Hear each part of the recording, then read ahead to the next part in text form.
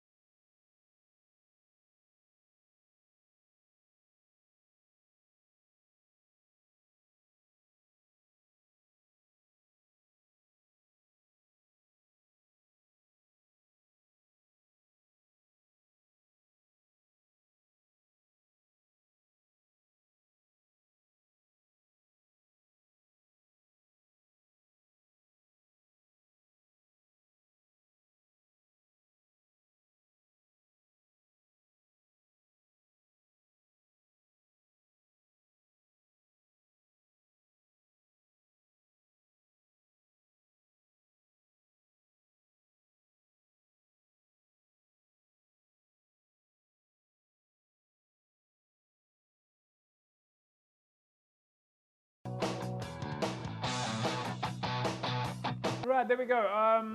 I think the halftime score there, Jerome, I think was 7-0, leading to Brackenfell, if I'm not mistaken. But yeah, your thoughts on the game so far? Brackenfell, Falsebay, two big sides. Yeah, look, the first half was pretty even. Good defense, good attack. For this time of the season, good skills.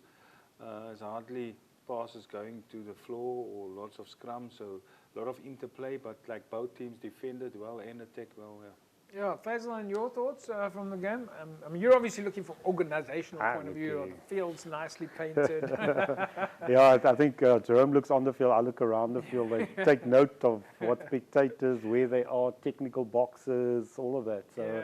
but I mean, it's good. I think it's nice to see the crowd out, nice to see the support there. Like I said, I think, we say 2.5 weeks ago, the season, unpredictable as always. Jerome, let's quickly go back to you. Wessel Krill is coaching at Brackenfell. He's been in, I think this is his second year. Previously was, of course, at Kales River. It's friendly now. So far, first half is going well. What is he saying what is he thinking right now? I mean, how easy can it be for a coach to say, like, it's all about the win today? Or is a coach saying, hang on, let's just keep our game plan in place, focus on what we need to do, the season is still a long way to go? I think from a coaching point, because Brackenfell played a lot in their 22, so I think they have to combine it with like the exit strategy from a scrum or from a line out. So I think hopefully we'll see that in the second half. They're probably going to kick a little bit more. Not that you encourage kicking, but at certain stages you have to kick, and you have to do that because games are going to get tight in Super A, so you have to have the kicking game also. Yeah. All right, folks, you're sitting with us watching, I hope you're sitting in your lounge somewhere watching Cape Rugby TV. We keep talking about what's happening in the world of Western Province Club Rugby. Remember, a little bit later, you can win yourself a case of Score energy drinks. We're going to give you a chance to win that, so stick around. But when we come back from the break, we'll take a look at the second half between Falsebay and Brackenfell. Back in a sec. Don't go away.